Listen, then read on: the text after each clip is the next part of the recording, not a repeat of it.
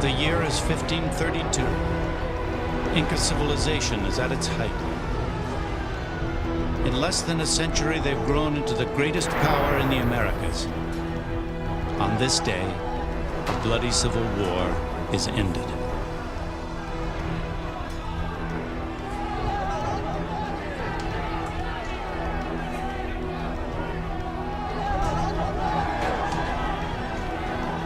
A new leader has emerged. His name is Atahualpa. In the tradition of his ancestors, Atahualpa drinks from the skull of his opponent, a skull lined with gold. It's the skull of Atahualpa's brother.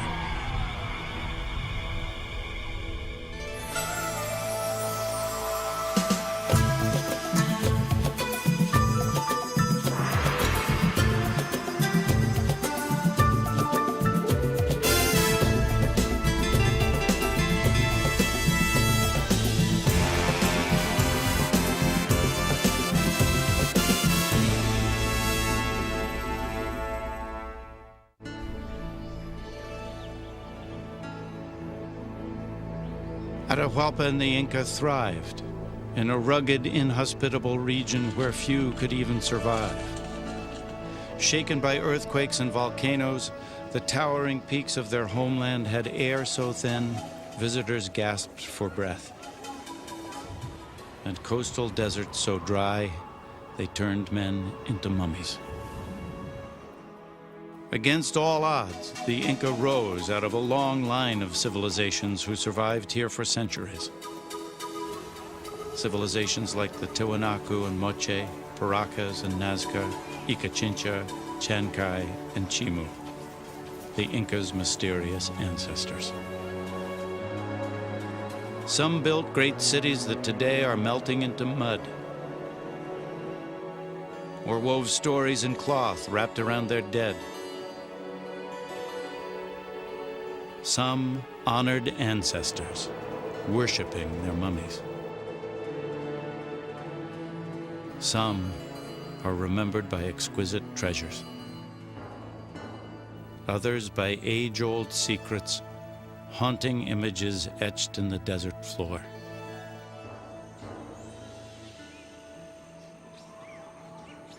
But the best known of all, the Inca, would last barely 100 years.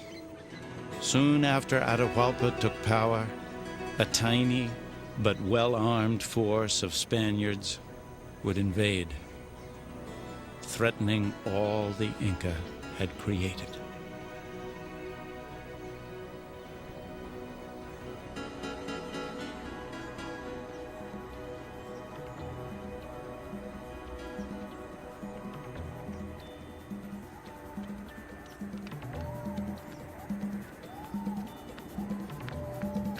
The most powerful empire in the Americas believed itself invincible.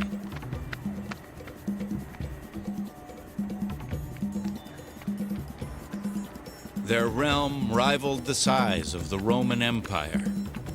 Their system of roads could have stretched halfway around the earth. They had a vast fighting force that was tested in battle. With a genius for engineering, they had tamed some of the most rugged lands on Earth.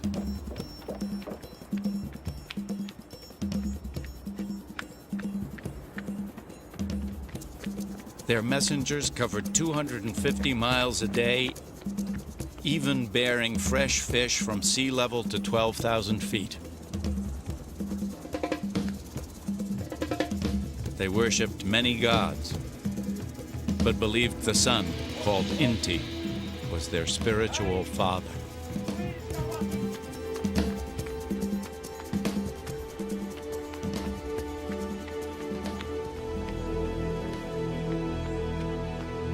Many of their most glorious creations endure.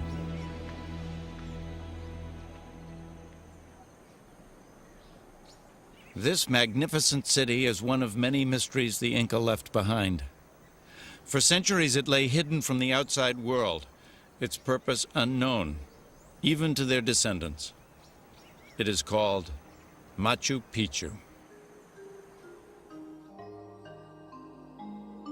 In 1911, Hiram Bingham, an American adventurer, led an expedition to Peru searching for the legendary lost stronghold of the Inca, Vilcabamba.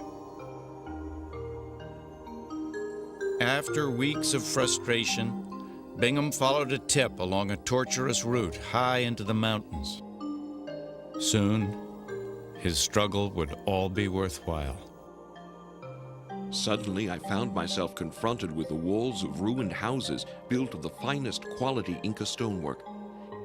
It was hard to see them, for they were partly covered with the growth of centuries. It seemed like an unbelievable dream.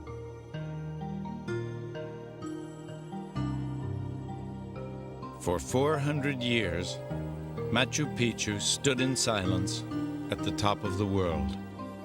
Now the last great sanctuary of the Inca was revealed. Unknown to their conquerors for centuries, this city in the sky embodies all the mysteries of the great cultures that came before them. Of all great civilizations of antiquity, the Inca and their predecessors had to master global extremes and environmental conditions. And with this went a system of organizing life socially, economically, and religiously that is extremely marvelous. If we can understand the mindset of these people that allowed them to survive and thrive, we will have a great key to true masters of the largest civilization in the Americas. And that is a mystery that we have been trying to solve.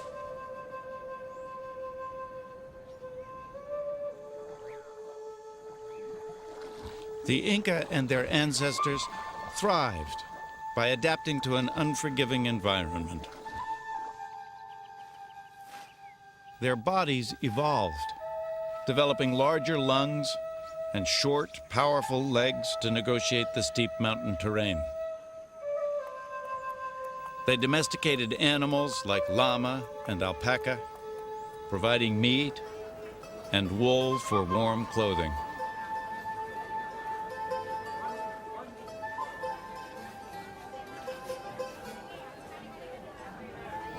And perhaps most importantly, they cultivated a vast array of crops that would thrive in the diverse environment of the region.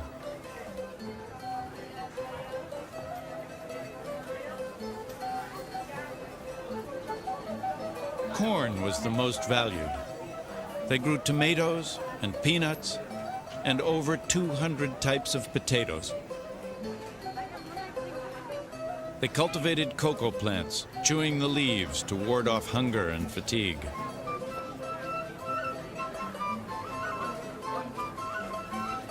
Generation upon generation had survived here, each building on the successes and learning from the failures of those who preceded them. As the population grew, they reshaped the landscape to meet their needs. Rivers were straightened, canals dug, and millions of acres of mountainside carved into terraced farmland. Like stairs to the heavens, they amazed the Spanish, who called the mountain range by their word for terrace, Andines. Though the Inca are credited with creating the terraces, many were built by their ancestors. And when the Spanish arrived, they just ascribed everything to the Inca, paid not a great deal of attention to the many civilizations, the many tribes, the many groups that the Inca incorporated. It wasn't until the turn of the century that archaeologists began to discover that there were marvelous ruins that predated the Inca by thousands of years, that the Inca were simply the political culmination of 10,000 years of adaptation to high mountains, to jungles, to deserts.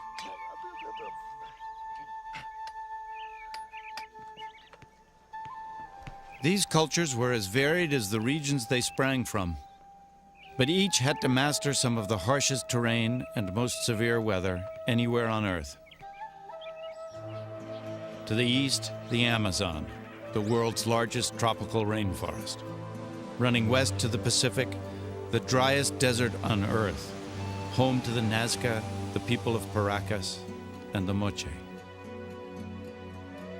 Wedged in between, the rocky spine of the Andes, the world's longest mountain range. It is second in height only to the Himalayas. This was the homeland of the Inca.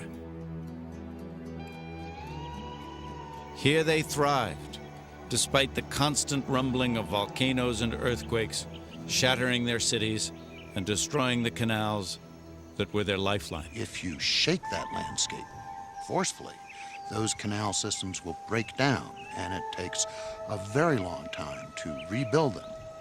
It's an entirely different world, a world of high altitude, lack of oxygen, scanty rainfall, earthquakes, natural disasters. It's a world that's alive.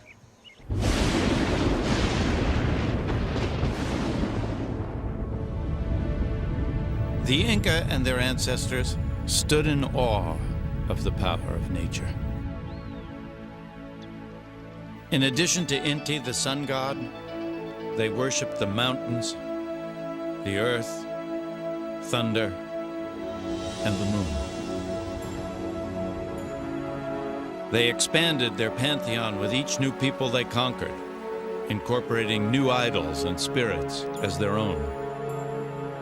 But all people of the region agreed on one universal creator called Viracocha. As the Inca left no written record, we know their gods as we know much of Indian life from chronicles of the Spaniards.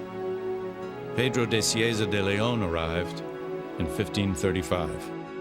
The Indians say that for many days the world was in darkness, and then there emerged from the island of Titicaca the sun in its splendor, at which all rejoiced. And there came a man, large of stature, who had great powers. They called him Father of the Sun. Just as Viracocha was the father of the sun, so each Inca leader was the son of the sun. And in 1532, that man was Atahualpa. He and his people were masters of their world. At his royal estate of Pisac, there was a temple in honor of the sun god Inti.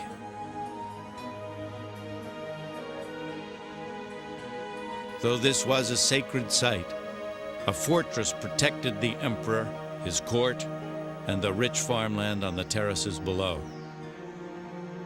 With a commanding view of the valley, it was designed to defend against the wild Amazonian tribes to the east. But soon, a new enemy would appear, an enemy in search of gold, armed with their own god and powerful new weapons. An enemy that would threaten to destroy all the Inca had created.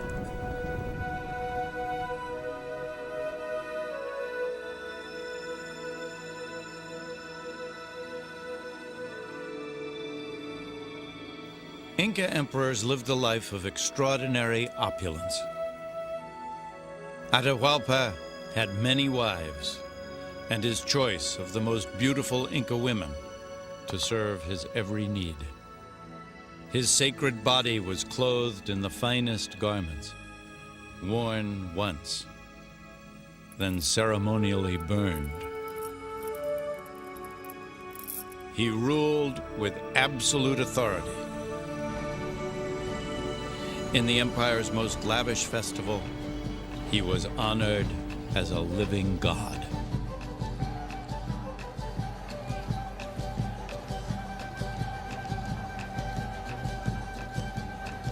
Held on the winter solstice in Cusco, the Inca capital, the festival of Inti Raymi celebrated the sun and all its abundant gifts.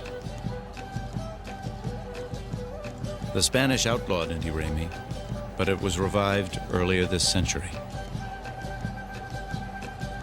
Like many Inca traditions, Inti Raymi honors ancestors. believers in God, in their emperor, and in their own hard work.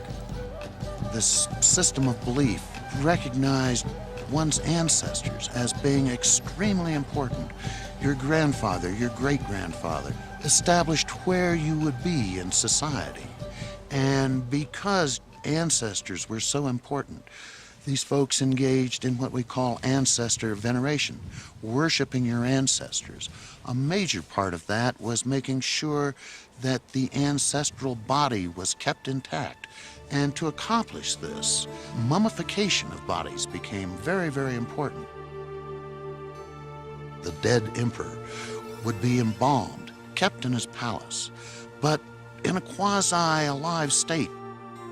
The mummy was brought out and seated with his ancestral mummies on all important occasions. If we were going to go to war as Inca, we would consult the deceased to make sure that we had their blessing. This Inca court of the dead was called the Panaca. But mummification in the region predates the Inca by nearly 5,000 years. In the arid deserts of the Peruvian coast, bodies naturally resist decay. Hundreds of burial grounds dot the landscape. Today, these remains reveal much about the past. This should be about 1,000 years old. Either a young adult or female because of the size of the bundle. Compared to other bundles, the wrappings are very simple, so that probably gives a suggestion of her position within the society. Of the feet bones, I thought we might be dealing with a young adult female. The skin is all right in many areas, like here. Muscles have almost completely disappeared. So I'm removing this second wrapping on the area that we should be finding the face. And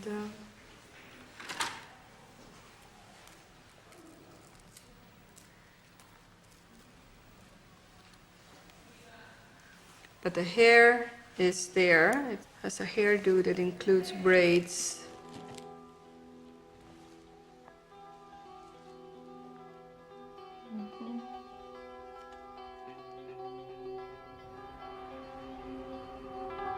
Echoes of ancestors are everywhere, preserved in the drifting desert sands.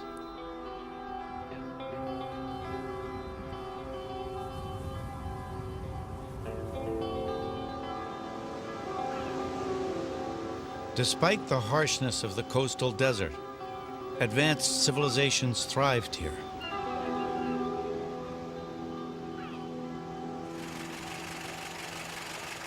In 1925, two archaeologists traveled to a lonely outpost in southern Peru called Paracas, or sand falling like rain.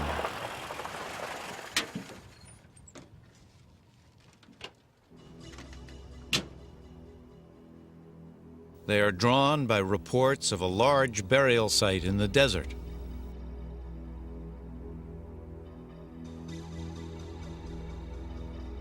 One is a Peruvian, Julio Tello, his colleague American, Samuel Lothrop.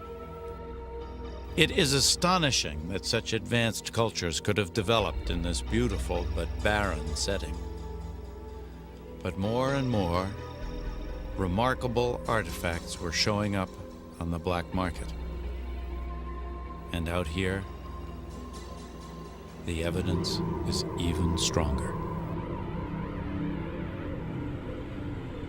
Tello and Lothrop had discovered the remains of a little-known civilization. The Paracas predated the Inca by 1,500 years. Of the many wonders they uncovered here, most mystifying of all were the bizarrely deformed skulls scattered across the sand. They surmised that heads of babies were bound between wooden boards to produce the grotesque elongation.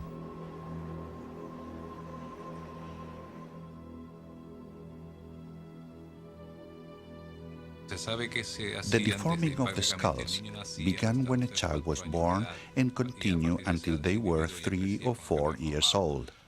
Only a small percentage of deformed skulls have been found, indicating it was practiced only among the elite or highest classes.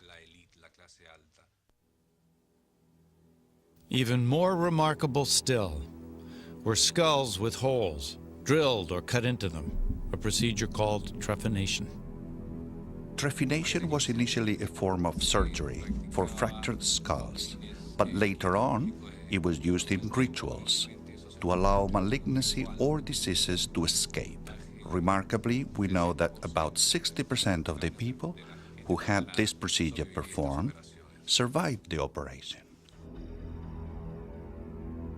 We know they survived because many trephinated skulls show signs of healing. The patient was usually given chicha, a strong brew, to help him relax, while the surgeon used tools of copper and bronze. Some operations involved cutting a series of grooves in the skull. Others, drilling a circular hole so a piece of bone could be lifted out. Centuries before the advent of modern science, these ancestors of the Inca performed medical miracles. But the full explanation for this bizarre practice remains shrouded in mystery. Perhaps the greatest enigma of all the mysteries left by the Inca and their little-known ancestors is that of a people called the Nazca. The Nazca thrived in the coastal valleys, where water is scarce and the sun's rays unmerciful. Like the Inca, the Nazca worshiped the gods of nature, the sun, moon, and stars.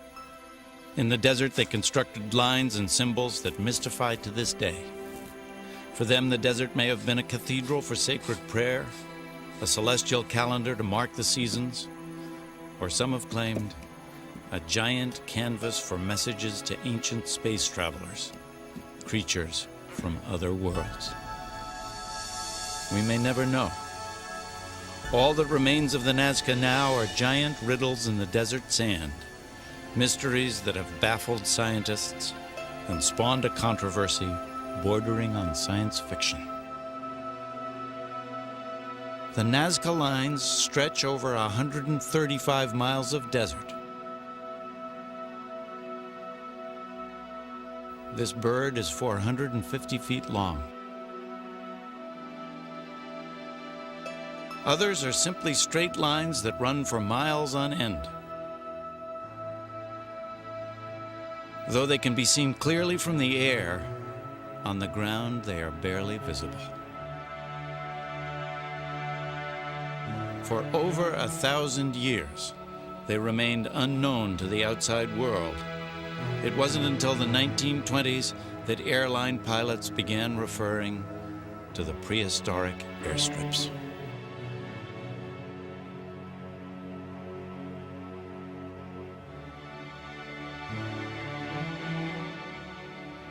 Before long, there were as many theories as there are lines on the desert floor. I try to prove that this planet has been visited by beings from outer space several times in antiquity. In 1968, Erich von Daniken's Chariots of the Gods fueled a wild scientific debate. His thesis, the Nazca were communicating with visitors from outer space. By the landing itself, some sand and stones are blown away, and you have a simple track on the ground. And after maybe a few hours or a few days, they start again, maybe in another direction. You have a second track, the take-off track. I assumed that only later, when the extraterrestrials departed, the natives came to the ground and saw these two lines, landing track and take-off track, and they would whisper, "The fiery gods rode on these lines." Serious scholars dismissed von Daniken's work in favor of more down-to-earth explanations. One woman had her own theories. Since 1941, Maria Reiche has devoted her life to unlocking the mysteries carved in the desert floor.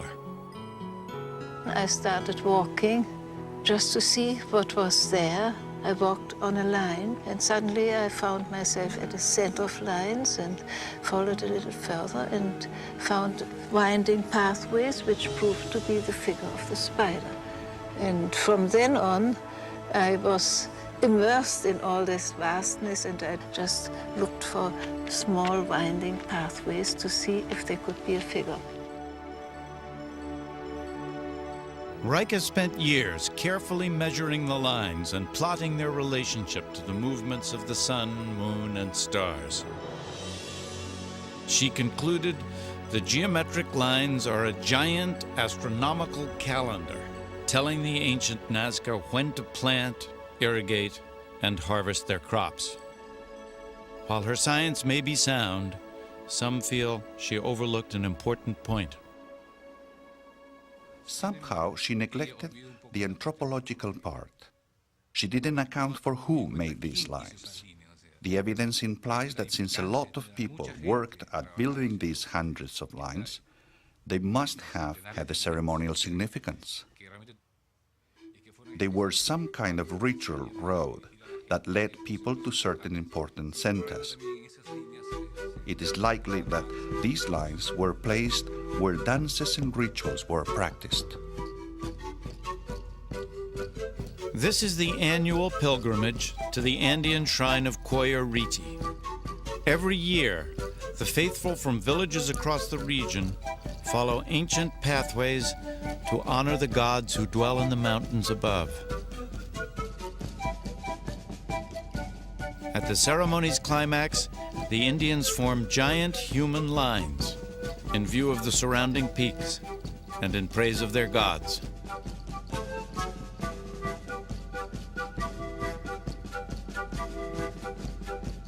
One of the festival's more curious rituals is a ceremonial piece of ice carried from a high glacier down to the lines of believers below, symbolizing the waters that bring life to dry desert towns like Nazca.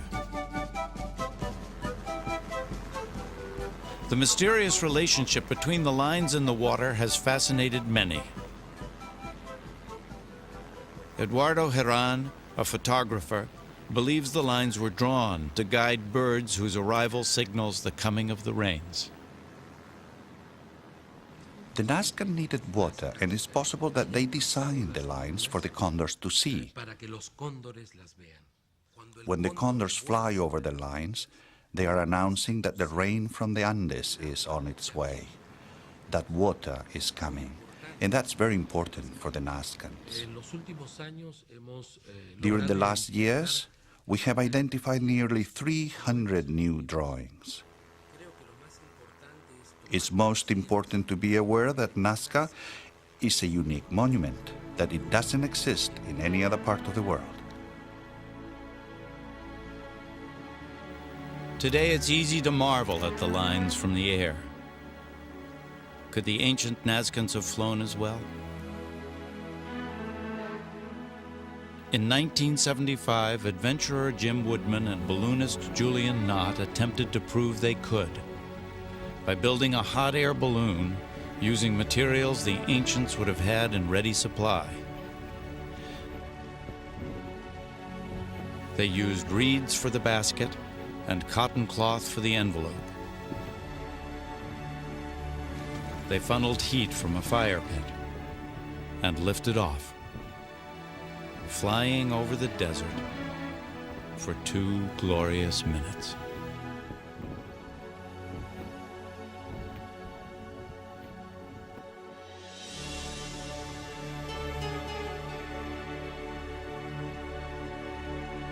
The lines have outlasted the people who made them by thousands of years,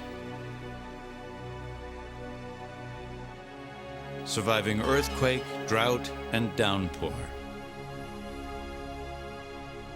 epitomizing the endurance of Andean cultures in the face of nature's overwhelming powers.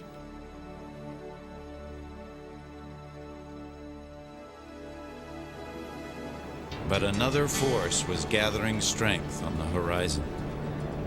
one that neither the Nazca nor the Inca could ever have foreseen.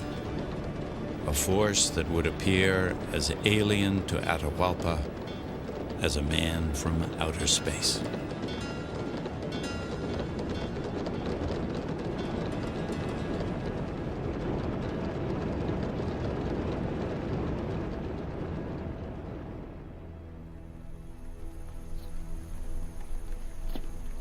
In 1532, Francisco Pizarro and his small band of conquistadors invaded Peru in search of shimmering cities of gold. Though vastly outnumbered, they had two weapons that would prove formidable in battle. Their firearms, though not very accurate and slow to reload, devastated an Indian army accustomed to closer combat. And the Spanish had horses, which had never been seen before.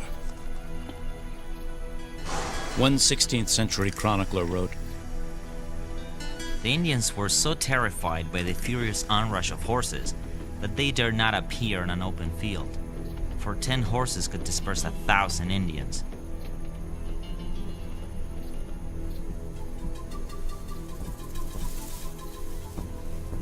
To the Inca, the Spanish must have seemed like creatures from another planet. With their suits of armor and strange four-legged beasts, they inspired a mixture of fear and disbelief.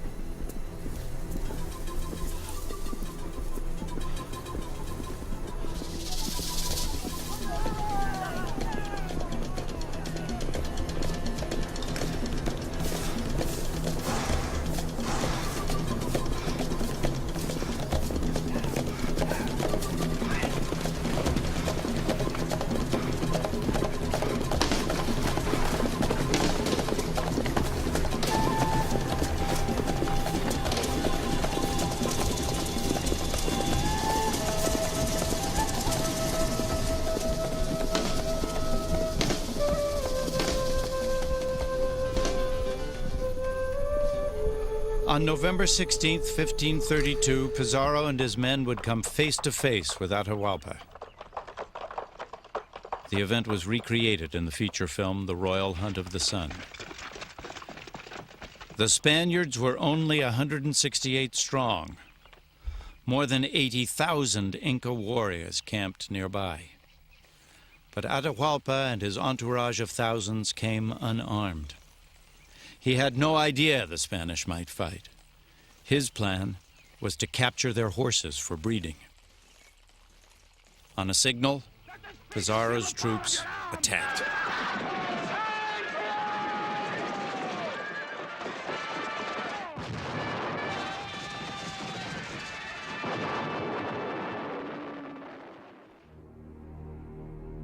By day's end, 6,000 Inca were dead.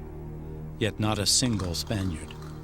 Atahualpa escaped with his life, but Pizarro took him captive.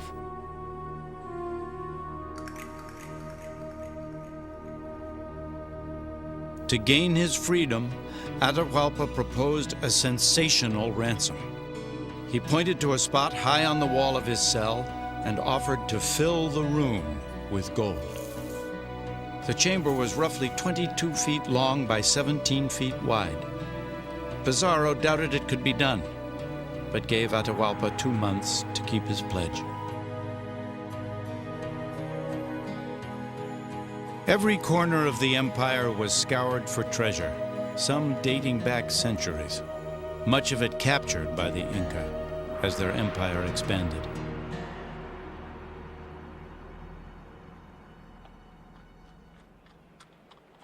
Many of the most finely crafted pieces were made by the Moche people of northern Peru.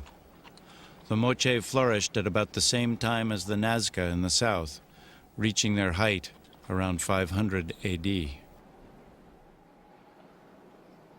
This is the Moche Temple of the Sun. Once the largest pyramid in the Americas, it was built of more than 140 million adobe bricks. Believing it held a hoard of gold, the Spanish diverted the Moche River, washing away nearly 2/3 of this enormous structure and revealing astounding riches.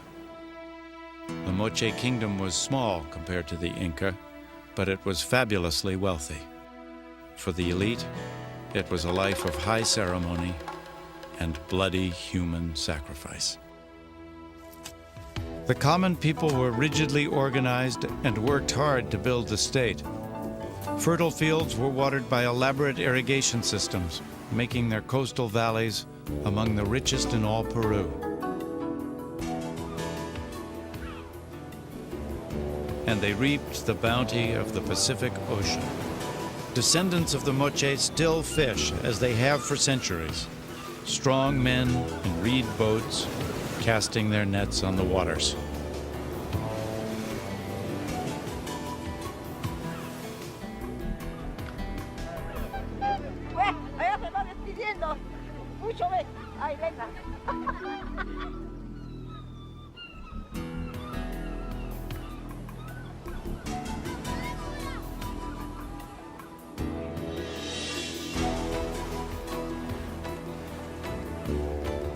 The Moche rulers supported an extraordinary class of artisans and a highly organized religion.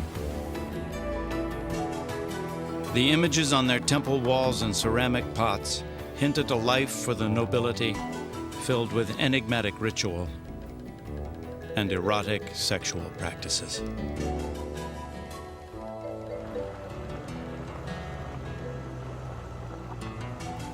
At a site near the city of Trujillo, a series of adobe friezes give a chilling look into Moche life.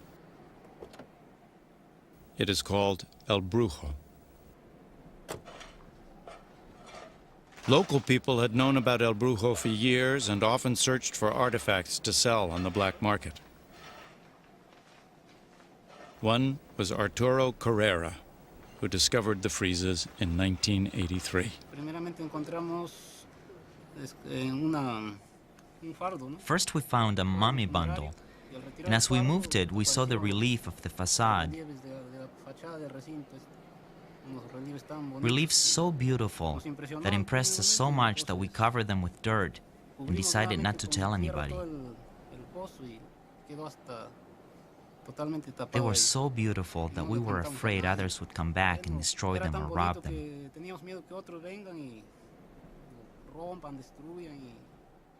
The majesty of the artwork finally awoke the conscience of a thief. Arturo and his friends shared their secret with the authorities. Today, he works with the team deciphering El Brujo's mysteries. It's called El Brujo, which is the Spanish word for sorcerer, because this temple was probably occupied by a powerful shaman or a warrior priest in the past. What we see in this panel is a line of naked prisoners tied together with a rope around their neck. These prisoners are almost surely being led to their execution. The many human remains suggest the friezes are depicting what really happened at El Brujo. The big question is, what is the real meaning of the sacrifice? And the sacrifice itself is a conscious act of killing somebody in a symbolic way. It's the most precious good you can give. Somehow, if this big building is here with all these images around and all this art, fabulous art of Moche people, and we didn't find the real relationship between the art and the reality. In Moche iconography, it's very common to see images of sorcery or curing, and it is interesting to see that still in practice today. The ancient art is no longer practiced by warrior priests. Humans are no longer sacrificed. Today, curanderos are healers, using herbs and potions to cure ailments of the body, and magic to ward off evil forces that prey on the spirit.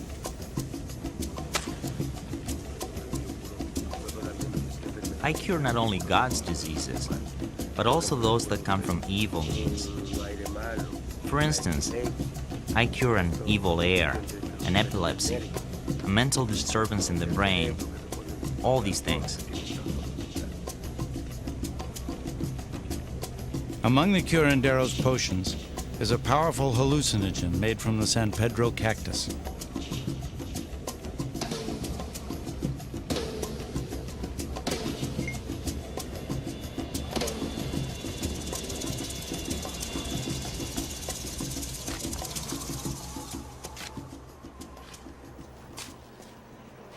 Another highly destructive ancient tradition survives here as well. These are the huaqueros, grave robbers, who sell relics of their ancestors on the black market.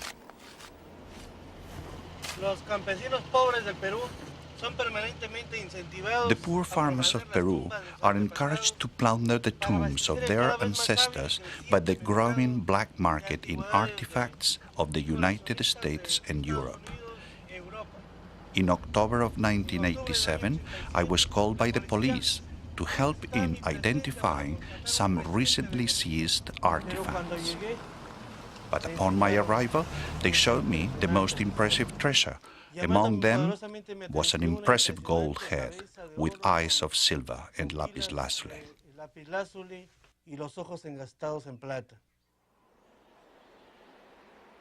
The treasure came from a looted tomb near the town of Sipan. Townspeople swarmed over the site, searching a massive pit dug by the looters. The police arrived the next day to restore order. The looted treasures had to be a sign of greater riches hidden within. Alva and his team began to dig.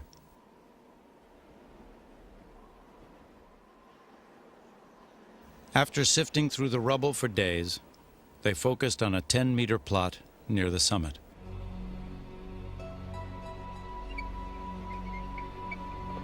What they found was a bounty that had eluded scientists and looters alike, a royal burial chamber, untouched for 1,500 years. It was a remarkable discovery. For the first time, we archaeologists had the opportunity to document the tomb of an important man from ancient Peru. In this tomb, we felt we were not alone, that there was a deep spiritual presence. We were resurrecting a character from his 1,700-year-long rest. We decided to call him the Lord of Sipan.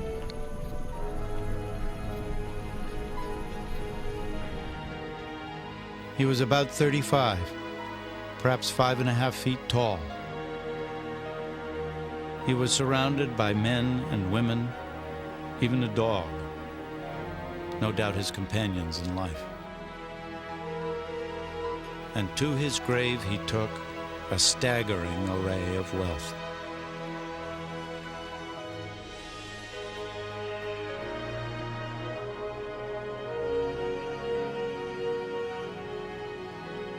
His skull and face were layered with gold, silver, and copper ornaments. He wore gold and turquoise earrings with a miniature warrior and battle dress in the center.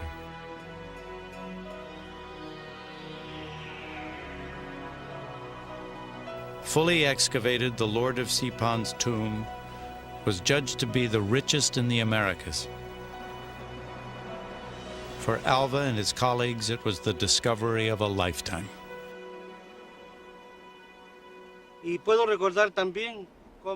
I can remember when I was 15. I took my first picture of this site, despite the fact that I lived very far away. I had come here without a thought of what destiny had in store for me. When I discovered the tomb, it was the fulfillment of a personal dream, as well as a professional goal, to show Peruvians that archaeology is alive, that we are here to recover the roots of the Peruvian nation, and that the Peruvians should feel proud of their extraordinary past.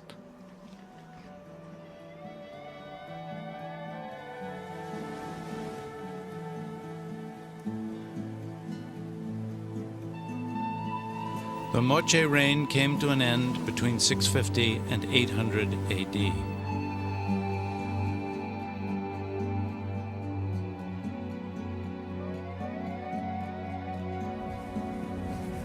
A combination of earthquake and drought probably turned their farmland back to desert. Another in a long line of great Andean civilizations, finally overwhelmed by the forces of nature.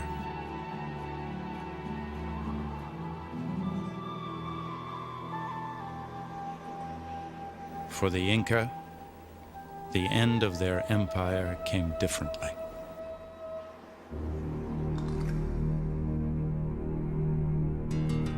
For months, the ransom raised by Atahualpa was carried to his jail cell, and the hoard of treasure rose closer and closer to the line on the wall. Yet in the end, Atahualpa was condemned to die. He pleaded he would be denied reincarnation if burned at the stake, so instead, Atahualpa was tied to a chair and choked to death. His treasure was melted down to feed the fortunes of the King of Spain.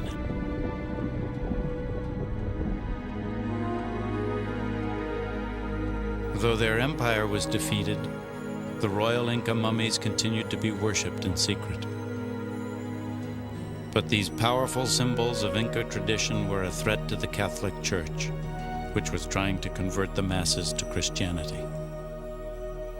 Finally, the mummies were sent to Lima for a Christian burial, to put an end to the pagan practices.